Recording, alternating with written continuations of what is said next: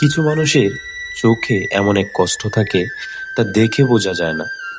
তানভীর আর লামিয়ার ভালোবাসার শুরু হয়েছিল কোনো কথা দিয়ে নয়, শুরু হয়েছিল এক ধরনের নীরব কষ্ট দিয়ে।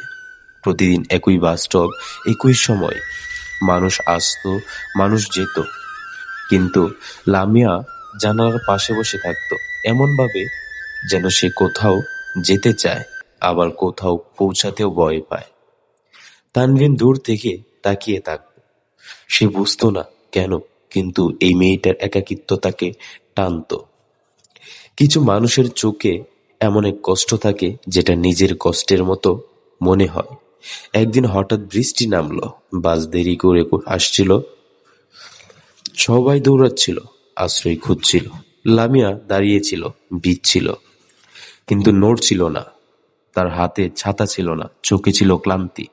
তানভীর অনেকক্ষণ দাঁড়িয়েছিল, তারপর নিজের ছাতাটা এগিয়ে দিয়ে বলেছিল, ভিজবেন?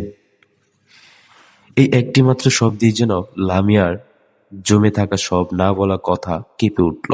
সে ছাতার নিচে দাঁড়িয়েছিল, কিছু বলেনি, কিন্তু সেই নীরবতার মধ্যেই জন্ম নিয়েছিল এক গভীর অনুভূতি, যেটা ভালোবাসা ছিল, আবার ভয়ও ছিল। এরপর দিনগুলো কেটে যেতে লাগলো ছোট ছোট মুহূর্তে। বাসে পাশাপাশি বসা, একই ইয়ারফোনে গান শোনা, জানালার কাছে বৃষ্টির দাগ আঁকা